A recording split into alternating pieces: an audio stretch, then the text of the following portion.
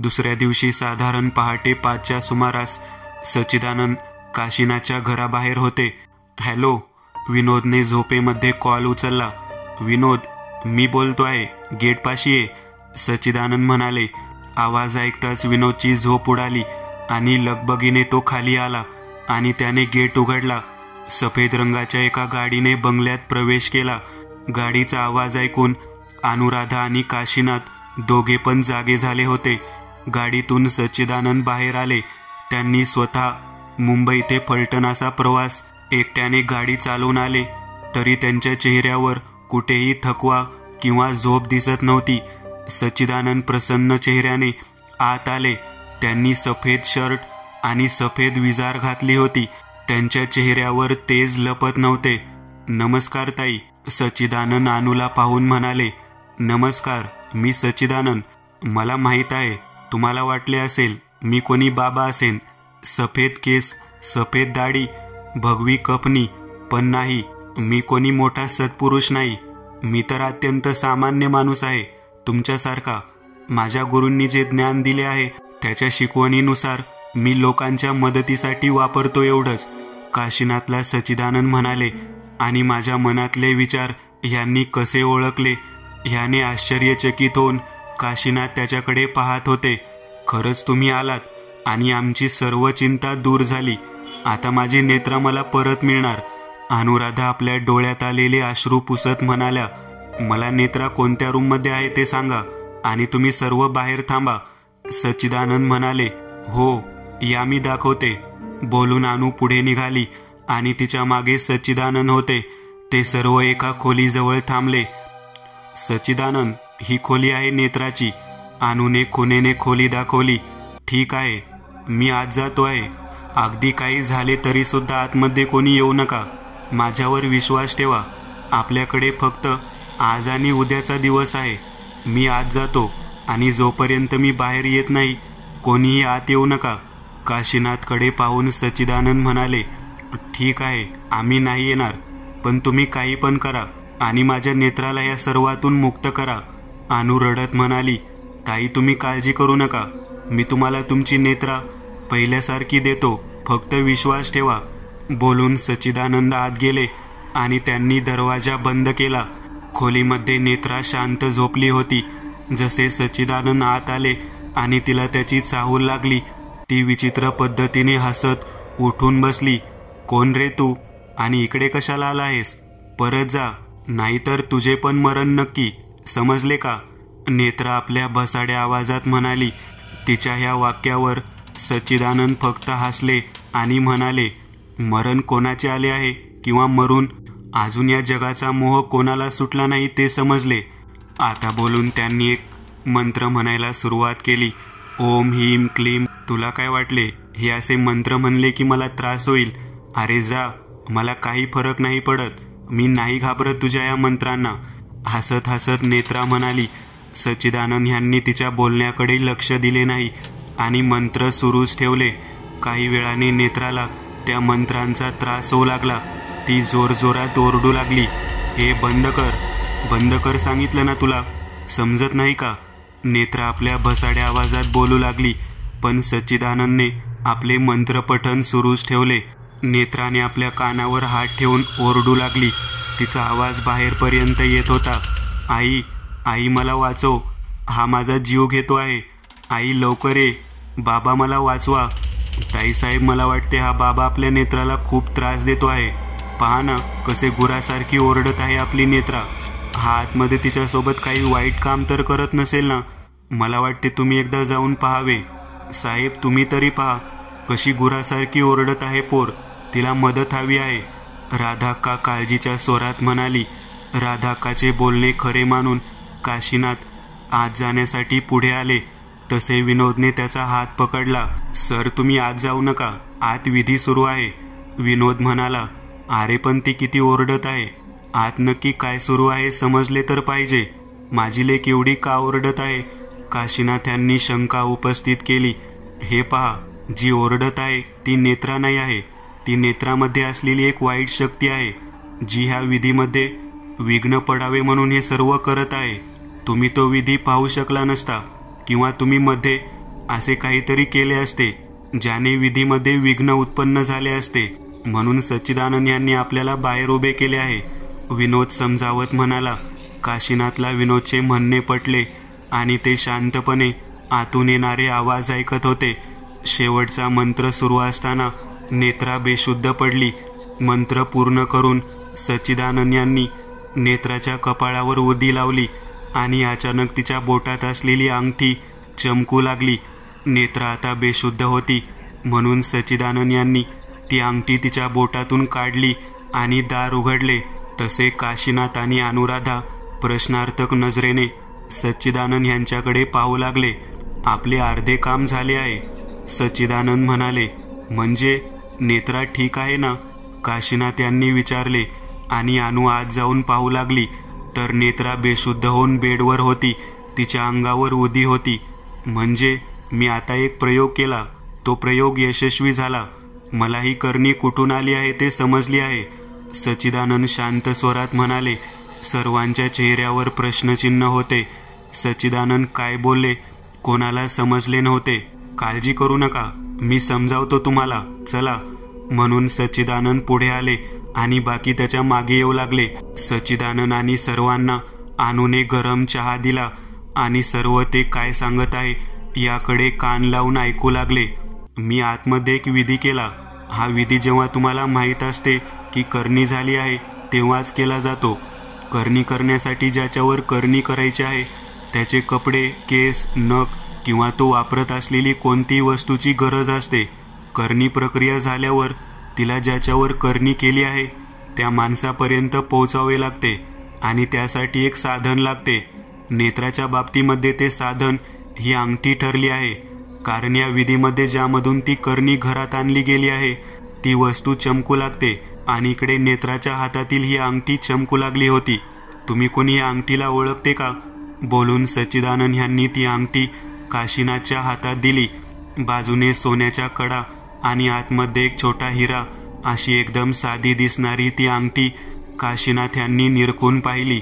नाही, माझ्या पाहण्यात तर नाही आहे, काशीनाथ म्हणाले आणि ती त्यांनी अनुराधाकडे दिली.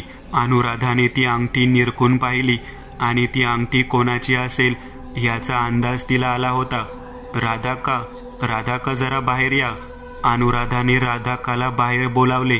तसे हातातले काम सोडून राधाका पळत बाहेर आली. राधाका, मला तुमचा हात दाखवा, अनुराधाने विचारले. तसे राधाकाने आपला डावा हात पुढे केला. डावा नाही, उजवा हात पुढे करा, अनुराधा पुन्हा म्हणाली आणि राधाकाने उजवा हात पुढे केला. तुमची अंगठी कुठे आहे जी तुम्ही नेहमी वापरता? अनुराधाने विचारले. तसे राधाका चपापली आणि थोडी अडखळत म्हणाली, अंगठी होय, ती मी आंघोळ करताना काढून ठेवली होती. राधाका आठवत म्हणाली. तिच्या चेहऱ्यावरचे बदललेले भाव विनोदने अचूक टिपले. राधाका, मला ती अंगठी पाहायची आहे, जरा घेऊन याल का? विनोद म्हणाला आणि विनोदचे ते वाक्य ऐकून राधाकाच्या चेहऱ्यावर भीतीचे सावट पसरले. चेहऱ्यावर घामाचे बिंदू उभे राहिले.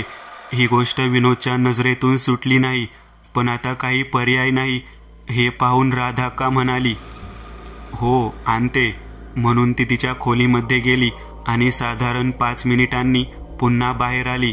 साहेब, अहो माझी अंगठी चोरीला गेली आहे, राधाका ओरडत म्हणाली.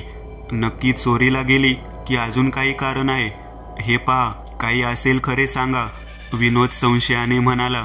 नाही, खरंच चोरी झाली आहे, कालपर्यंत हातात होती माझ्या, राधाका भरल्या गळ्याने म्हणाली.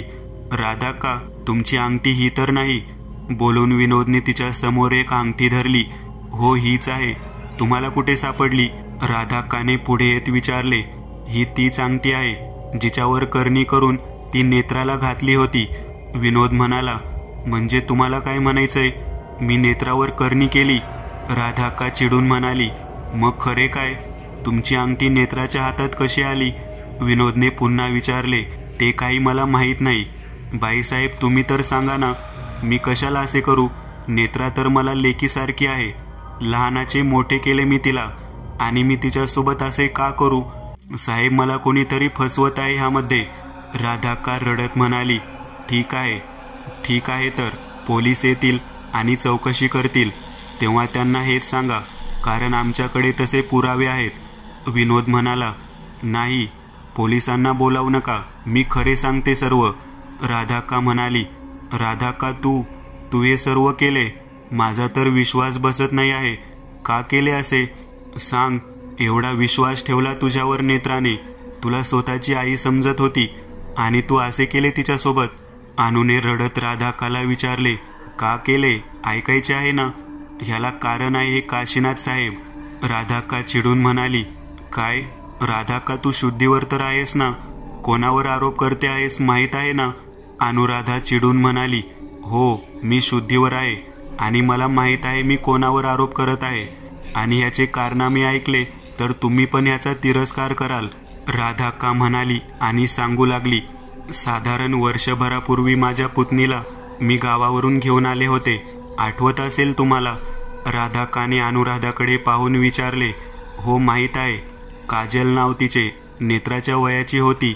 पण तिचे काय? ती तर घर सोडून पळून गेली ना आपल्या मित्रासोबत. तिने चिठ्ठी पण लिहिली होती ना तशी आपल्याला, आणि तुला पण ती वाचून दाखवली होती. चिडून अनुराधाने राधाक्काला सांगितले, बरोबर आहे ताईसाहेब, मला पण वाटले ती पळून गेली, पण खरी गोष्ट वेगळी आहे. ती गायब झाली. ती पळून नाही गेली तर तिला मारून टाकले आहे. राधाक्का म्हणाली आणि रडू लागली, काय? तिचा खून झाला आणि आम्हाला कोणाला माहीत नाही? अनुराधाने आश्चर्याने विचारले, हो, आणि तिला मारणारा अजून कोणी नाही तर आपले साहेब आहेत. राधाक्का काशीनाथकडे बोट दाखवत म्हणाली, काय? तू काय बोलतेस? कोणाविषयी बोलतेस समजत आहे का तुला? काजलला हे कशाला मारतील आणि काजलचा खून झाला हे तुला कसे समजले? कदाचित तूच तिला मारून टाकले असशील आणि आता स्वतःला वाचवण्यासाठी हे सर्व बोलत असशील. अनुने रागात राधाक्काला विचारले, मी कशाला मारू काजलला? अहो, ती तर मला पोरीसारखी होती, पण साहेबांनी तिला मारले आहे हे मी माझ्या डोळ्याने पाहिले आहे. मी काजलला नोकरीसाठी माझ्या गावावरून इकडे आणले आणि साहेबांनी तिला नोकरी दिली. काजल माझ्यासोबत राहत होती आणि साहेबांसोबत कामाला जात होती. सुरुवातीचे दिवस छान गेले, पण त्यानंतर एकदा साहेब तिला घेऊन एका ऑफिसच्या कामासाठी बाहेर गेले. तिकडे साहेबाची नियत फिरली आणि त्यांनी काजलचे आयुष्य उद्ध्वस्त केले. काजलने हे कोणाला सांगितले नाही आणि साहेबांची हिंमत वाढली. मजबुरी म्हणून ती सर्व सहन करत होती. काय करणार? गरीब होती, गावाला पैसे पाठवायचे होते आणि त्यासाठी तिला नोकरी हवी होती. त्यामुळे ती सर्व सहन करत राहिली. पण निसर्गाने आपले चक्र बरोबर फिरवले आणि काजलला दिवस गेले. काजल या घरात माझ्यासोबत राहत होती, त्यामुळे तिला ती लक्षणे लपवणे शक्य झाले नाही. काजल, काय झाले? तब्येत बरी नाही का? उलट्या का काढतेस? राधाक्काने विचारले. नाही, मी ठीक आहे, थोडे पित्त झाले आहे. एवढे बोलून काजल पुन्हा बाथरूमच्या दिशेने धावली आणि उलटी करू लागली. काजल, चल, आपण डॉक्टरकडे जाऊ, म्हणून जबरदस्तीने राधाक्काने काजलला डॉक्टरकडे नेले. अभिनंदन, तुम्ही आजी होणार आहात. डॉक्टर काजलला तपासून बाहेर येत म्हणाल्या. म्हणजे? मी समजले नाही, राधाक्काने विचारले. अहो, म्हणजे तुमच्या मुलीला दिवस गेले आहेत, 3रा महिना सुरू आहे. डॉक्टर खुश होऊन म्हणाले. राधाक्काने डॉक्टरांना त्यांचे पैसे दिले आणि काजलला घरी घेऊन आले. रूममध्ये आल्या आल्या राधाक्काने काजलच्या श्रीमुखात भडकावली. कुठं तोंड काळं केलं सांग? राधाक्काने काजलचे केस पकडत विचारले. नाही, मी नाही सांगणार, काजल वेदनेने कळवळत म्हणाली. तिचा नकार ऐकून राधाक्काने तिला बेदम चोप दिला. तिला मारले, शिव्या दिल्या, ओरडली, रडली, पण काजलने खरे काही सांगितले नाही. काजल, ए पोरी, चल, हे पाप मिटवून टाकू, चल. राधाक्का रडत म्हणाली. नाही, मी ह्याला जन्म देणार आणि याच्या बापाचे नाव ह्याला मिळवून देणार. काजल म्हणाली. ह्याचा बाप ह्याला स्वीकारणार तरी आहे का? राधाक्काने विचारले. हो, ह्याचा बाप ह्याला स्वीकारेल पण आणि नाव पण देईल. काजल डोळे पुसत म्हणाली. राधाक्का पुन्हा सांगू लागली. ह्या घटनेला आता 10 दिवस झाले होते. घरात फक्त साहेब, मी आणि काजल होतो. मी साहेबांना नाश्ता घेऊन जात असताना साहेबांच्या खोलीमधून एका मुलीचा आवाज मला ऐकू आला. ती साहेबांशी भांडत होती. हे बघ, हे मूल तुझे आहे आणि तूच या मुलाचा बाप आहे. त्या मुलीचा आवाज आला. मला तो ओळखीचा वाटला म्हणून मी नीट कान देऊन ऐकलं तर तो आवाज काजलचा होता. याचा अर्थ काजलच्या पोटात साहेबाचे बाळ होते. मला धक्का लागला, पण अजून धक्का तेव्हा लागला जेव्हा मी पुढे काय झाले ते ऐकले. नाही, हे माझे बाळ नाही. तू दुसरीकडे तोंड काळे केलेस आणि आता हे मूल माझ्या माथी मारत आहेस. काशीनाथ म्हणाला. काय? दुसरीकडे तोंड काळे करायला मला वेळ दिला कुठे? तू बाहेर मीटिंग आहे सांगून तू माझा वापर केला. हे सर्व मी सहन केले कारण मला नोकरी जाण्याची भीती होती. पण आता नाही. आता बस. जर तू माझ्यासोबत लग्न करून या मुलाला स्वतःचे नाव नाही दिले तर मी तुझा खरा चेहरा सर्वांसमोर घेऊन येईन. काजल म्हणाली. हे बघ, मला तुझ्यासोबत लग्न करणे शक्य नाही आहे. माझी बायको आहे आणि तुझ्या वयाची मुलगी आहे. आता लग्न केले तर लोक काय म्हणतील? काशीनाथ म्हणाला. हा विचार माझा वापर करण्याआधी करायचा होता. हे बघ, जर तू लग्न नाही केले तर तू काय आहेस हे मी संपूर्ण जगाला सांगेन. नंतर बघ तुझी इज्जत कशी जाते ते. धमकी देतेस तू मला? अरे तुझ्यासारख्या पोरींना मी बरोबर ओळखतो. पैशासाठी हे सर्व करतेस ना? बोल, किती हवे आहेत? मी देतो. काशीनाथ काजलकडे पाहत म्हणाला. पैसे नकोत. मला माझ्या बाळाला तुझे नाव दे. नाही, हे शक्य नाही आहे. ठीक आहे तर मग मी जाते आणि सर्वांना सांगते माझ्या पोटात वाढणाऱ्या मुलाचा बाप तू आहेस. बोलून काजल दरवाजाजवळ पोहोचली आणि पाठीमागून तिच्या डोक्यात प्रहार झाला. तो प्रहार एवढ्या जोरात होता की काजल जागीच गतप्राण झाली. काजल किंचाळली आणि मला बाहेर वाटले नक्कीच काहीतरी अघटित झाले आहे. मी तिकडून निघाले. त्यानंतर 4 माणसे आली आणि त्यांनी एक मोठी बॅग घेऊन निघून गेले. त्यांच्या मागे साहेब पण गेले. जेव्हा रात्री काजल घरी नाही आली तेव्हा साहेबांनी हा बनाव केला होता. एक चिठ्ठी तयार केली ज्यामध्ये लिहिले होते, माझे एका मुलावर प्रेम आहे आणि मी त्याच्यासोबत पळून जात आहे. मला खरे माहीत होते की काजल बेपत्ता झाली नाही तर तिचा खून साहेबांनी केला आहे आपले पाप लपवण्यासाठी. पण माझ्यावर कोणी विश्वास ठेवला नसता म्हणून मी ठरवले ह्याची शिक्षा मी साहेबांना देणार. त्यांना पण समजू दे. ज्याच्यावर आपण प्रेम करतो, आपले मानतो, ती व्यक्ती नाहीशी झाली तर कसे वाटते. साहेबांनी असा पण कांगावा केला की तिने घरातील काही दागिने घेऊन निघून गेली. पण मला माहीत होते खरे काय आहे आणि कोणी केले, म्हणून मी शिक्षा देण्याचे ठरवले. गावी जेव्हा ती पळून गेली याची बातमी पोहोचली तेव्हा गावी बदनामी होईल यासाठी तिच्या आईने फास लावून घेतला आणि आयुष्य संपवले. तिचा बाप वेड्यासारखा फिरत असतो. या माणसाच्या स्वार्थी पोटी तिने आपला जीव गमावला. राधाक्का रडत बोलत होती. मी ठरवले की काजलचा आत्मा बोलावून तिच्याकडून याच्या मुलीची हत्या करायची आणि करणी करण्याचा निर्णय घेतला. गावी जाऊन एका माणसाला जालीम करणी करायला सांगितले आणि त्यात काजलचा अतृप्त आत्मा सामील करायला सांगितला आणि त्यासाठी माध्यम म्हणून या अंगठीची निवड केली. मला माहीत होते नेत्राचा ह्याच महिन्यात वाढदिवस होता आणि त्याच दिवशी मी तिला ही अंगठी भेट म्हणून द्यायचे ठरवले आणि झाले पण तसेच. नेत्रा सकाळी माझ्या पाया पडायला आली आणि मी तिला ती अंगठी भेट दिली. त्यानंतर साधारण 8 दिवसांनी करणी लागू झाली आणि पुढे तुम्हाला माहीत आहे. बोलून राधाक्का रडू लागली. अनुराधा पण रडू लागली होती. तिला शांत करण्यासाठी काशीनाथने तिच्या खांद्यावर हात ठेवला. तसे अनुने तो झिडकारला. हात लावू नका मला. तुम्हाला लाज कशी नाही वाटली हे सर्व करताना? अहो, मुलीच्या वयाची होती ती आणि आज माझी मुलगी जे काही भोगत आहे त्याला कारण तुम्ही आहात. यासाठी मी तुम्हाला कधी माफ नाही करणार. बोलून अनु रडू लागली. अनु, मला माफ कर. माझ्याकडून चुकी झाली. मला माफ कर. मला असे काही करायचे नव्हते पण माझ्या हातातून घडत गेले. मला माफ कर अनु. बोलून काशीनाथ पण रडू लागले. तेवढ्यात नेत्राच्या रूममधून ती जोरात ओरडण्याचे आवाज येऊ लागले. सर्व पळत तिच्या रूमच्या दिशेने निघाले.